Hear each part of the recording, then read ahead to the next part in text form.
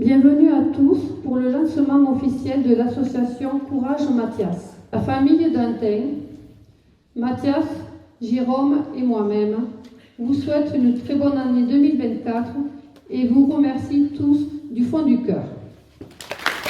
Donc déjà, bonsoir à tous. J'aimerais tout d'abord vous remercier pour votre présence, toutes et tous, pardon. C'est un énorme plaisir pour moi et vous savez que c'est déjà un énorme soutien de vous voir en face de moi. Donc voilà, merci. Pour revenir à la question, je vais vous parler un peu de moi avant. Il faut savoir que avant le 14 décembre 2022, donc avant cet accident, il faut savoir que j'étais un garçon qui était assez actif. Je pratiquais le sport à intensité, donc c'est-à-dire que je faisais du crossfit, j'ai pratiqué pas mal de sports comme vous avez pu le voir dans la vidéo, et de la musique aussi à côté. Et donc, hormis ça, j'ai préparé donc mon avenir avec mes parents qui m'épaulaient pour préparer au mieux mon futur métier.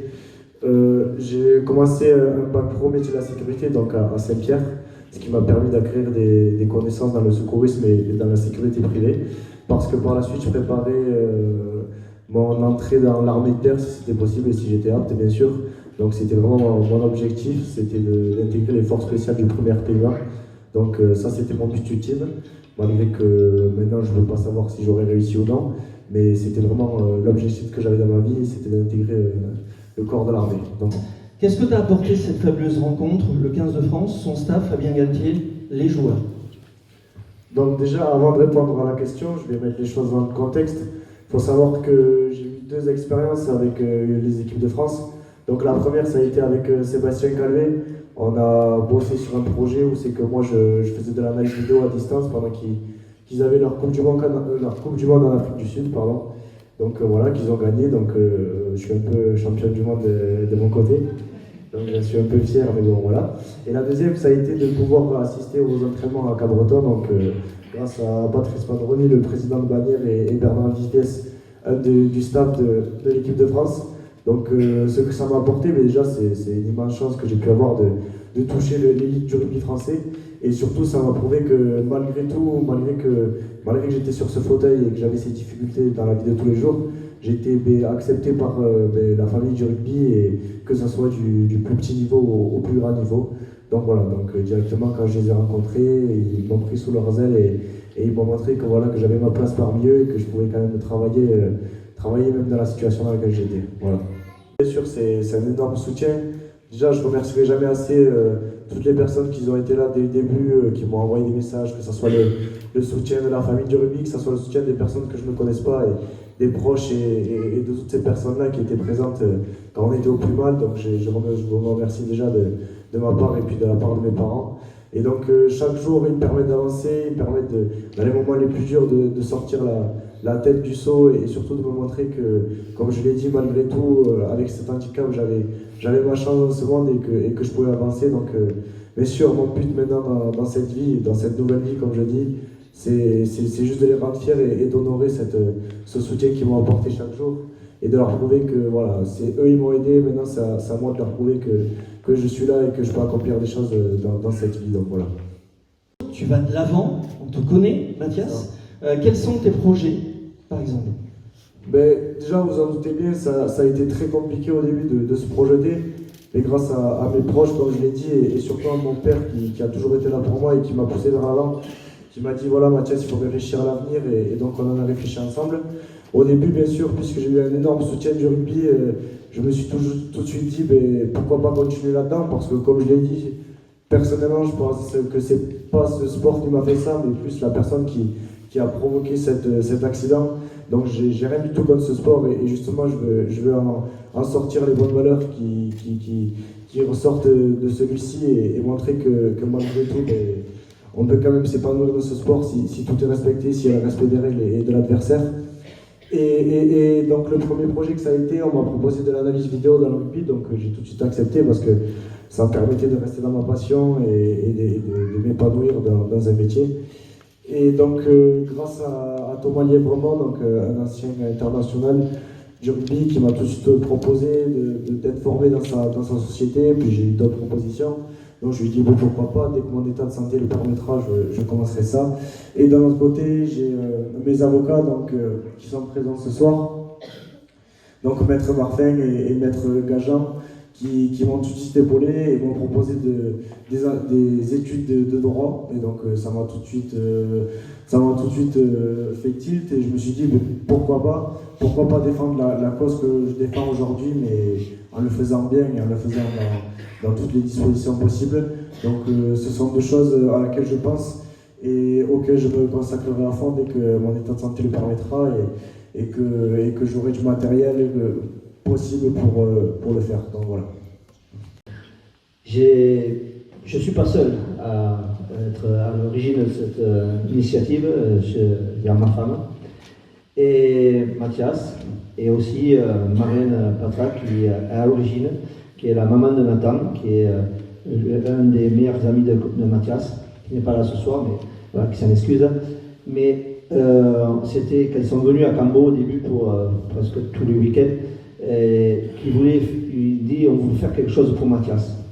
Et moi j'avais l'idée aussi de faire quelque chose pour perdurer dans la vie, parce qu'il faut savoir qu'il y a beaucoup de choses à s'occuper dans l'handicap, et tout seul on ne pouvait pas y arriver. Donc on s'est dit on pouvait s'associer, enfin pas associer mais monter une association pour perdurer dans la vie, pour aider Mathias. Donc on est là aussi parce que aujourd'hui, notre devoir en tant que parents est d'accompagner Mathias, devenu tétraplégique, dans sa vie quotidienne et d'améliorer son avenir.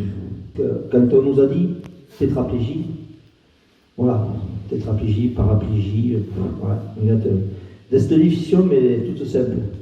C'est une paralysie des 4 membres, causée par une liaison de la moelle épinière au niveau cervical. Il faut savoir que Mathias, tétraplégique, il y a plusieurs tétraplégies. Il y a la tétraplégie complète. Complète, ça veut dire qu'il n'y a que la tête qui... Voilà. Et ensuite, il y a la tétraplégie incomplète.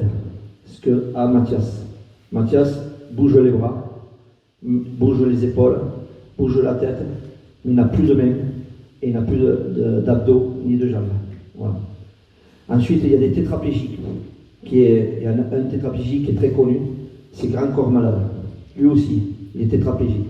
Il marche avec une canne, mais il a des séquelles au niveau des membres supérieurs et des membres inférieurs, visibles plus ou moins. Mais voilà, lui aussi est tétraplégique. Il y a plusieurs formes de tétraplégie. Voilà. Quand on voit Mathias, il y a un an et aujourd'hui, beaucoup de gens disent « il va de mieux en mieux ». Oui, il va de mieux en mieux. Mais bon, on ne sait pas qu'il y a eu au départ une insuffisance respiratoire due à la paralysie de son diaphragme et le blocage d'un poumon droit, qui lui a entraîné une incapacité à respirer seul durant 3 semaines interminables. Il y a aussi ces douleurs neuropathiques, pour ça qu'il a cet appareil, qui lui proviennent des signaux nerveux mal interprétés par sa moelle épinière, qui lui engendre dans tous ses membres des contractions douloureuses, fréquentes et incontrôlées. Il y a aussi des troubles urinaires, dus à un dysfonctionnement de sa vessie, qui lui provoque des infections à répétition, jusqu'à atteindre parfois les organes vitaux, et altère son intimité en se sondant toutes les 4 heures, jour et nuit.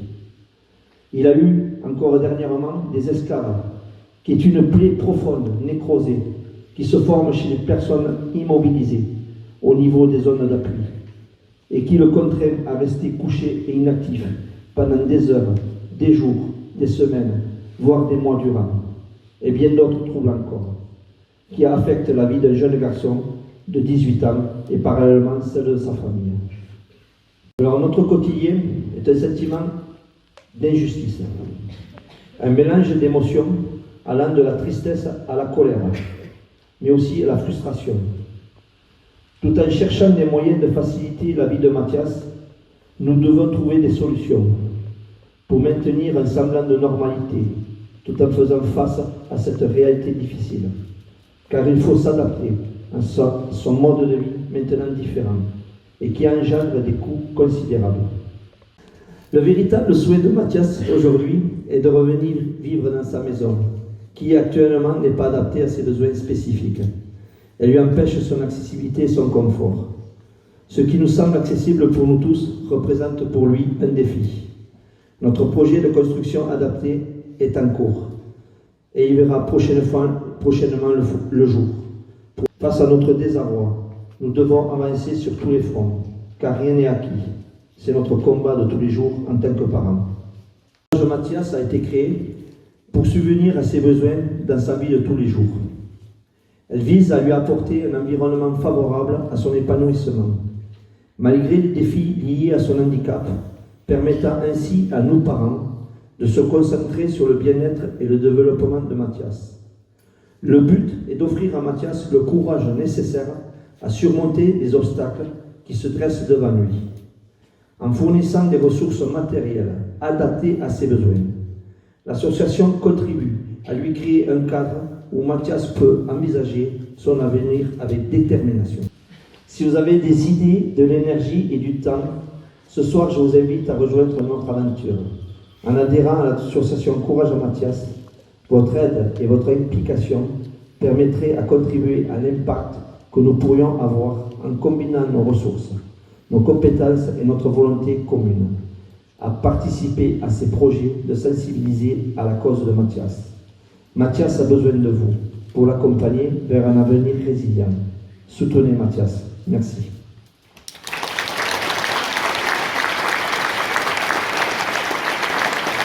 Alors, la branche événementielle a pour projet de faire au moins un événement par trimestre pour pouvoir effectivement récolter de l'argent pour l'association, mais pas que.